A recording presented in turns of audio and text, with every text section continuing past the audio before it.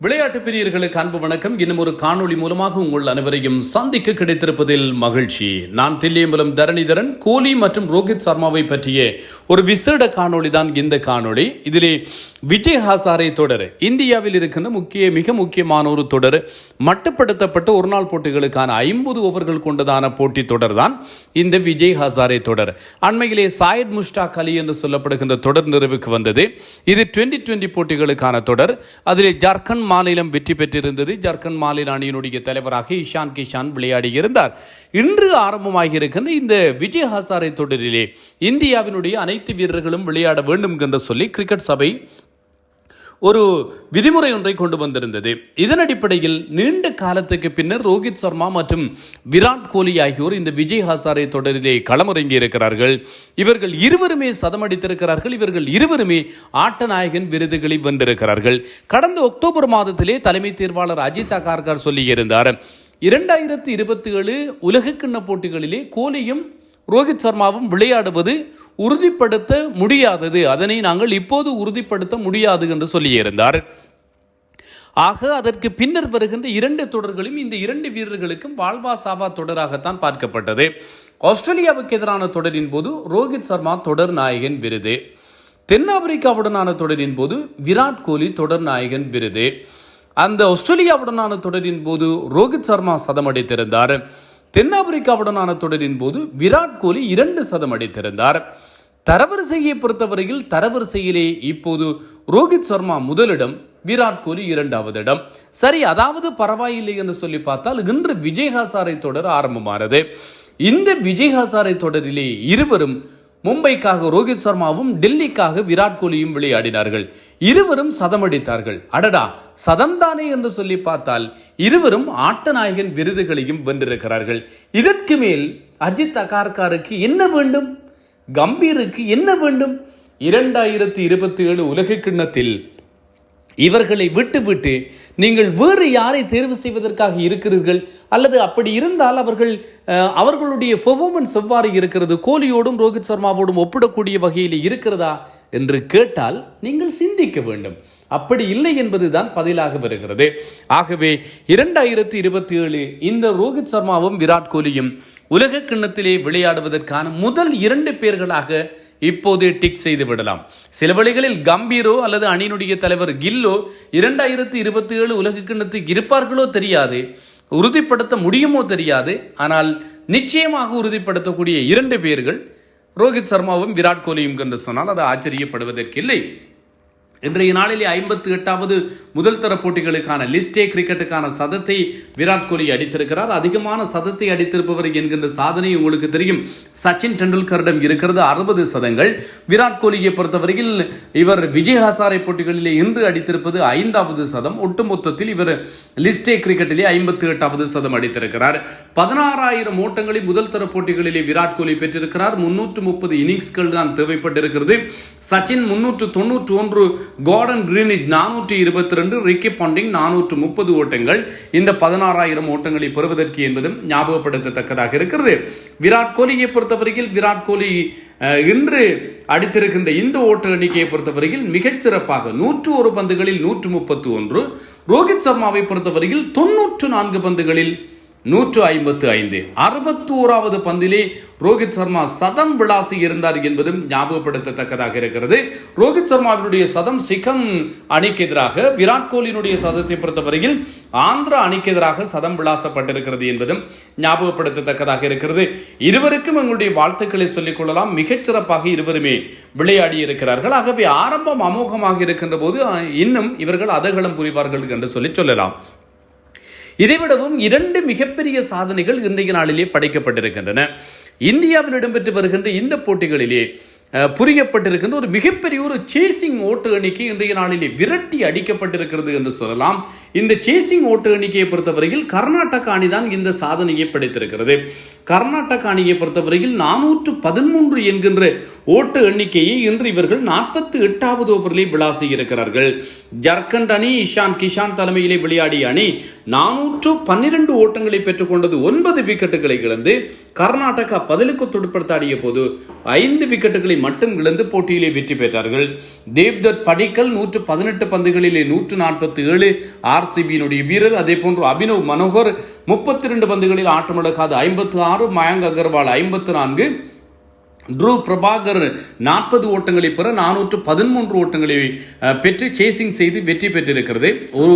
இந்த மட்டுப்படுத்தப்பட்ட போட்டிகளிலே சர்வதேச ஆட்டங்கள் இதே போன்று முதல் தர ஆட்டங்கள் எல்லாவற்றிலும் உட்பட்டு பார்த்தால் இரண்டாவது மிகச்சிறந்த சேசிங் என்கின்ற சாதனை படைக்கப்பட்டிருக்கிறது. இந்திய அளவில் பார்த்தால் இதுதான் மிகப்பெரிய சேசிங் சாதனை என்று சொல்லலாம். தேவ்தத் படிக்கலை பொறுத்தவரையில் 33வது இன்னிங்ஸ் இவர் லிஸ்டே கிரிக்கெட் ஆடியிருக்கிறார் என்பதும் ஞாபகப்படுத்தத்தக்கது. இதிலே 12வது சதத்தை இவர் விளாசி இருக்கிறார். 10 அரைச்சதங்களும் இதிலே விளாசப்பட்டிருக்கின்றன என்பதும் கவனிக்கத்தக்கது. அந்த அளவிற்கு தேவ்தத் படிக்கல் மிகச்சிறப்பாக விளையாடி வருகின்ற ஒரு வீரராக இருக்கிறார் என்பதும் சுட்டிக்காட்டத்தக்கது. மன்னிக்கவும், 10 சதங்கள் 12 அரைச்சதங்கள் 33 போட்டிகளிலே இவர் 147 ஓட்டங்களை பெற்றுக் கொண்டார் 118 பந்துகளிலே. இதிலே 10 பவுண்டரிகள் 7 சிக்சர்கள் உள்ளடக்கம் என்பதும் ஞாபகப்படுத்தத்தக்கது. மிகச்சிறப்பாக இன்றைய நாளிலே இவர்கள் சேசிங் செய்து சாதனை படைத்திருக்கிறார்கள் இந்த அணியினர்.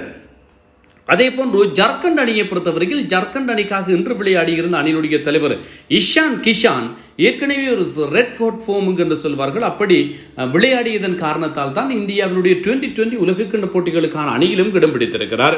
இந்த இஷான் கிஷான் இன்று 39 பந்துகளில் 125 ஓட்டங்களை விளாசினார். 7 பவுண்டரிகள் 39 பந்துகளிலே 14 சிக்சர்கள் உள்ளடக்கம் என்பதும் ஞாபகப்படுத்தத்தக்கது.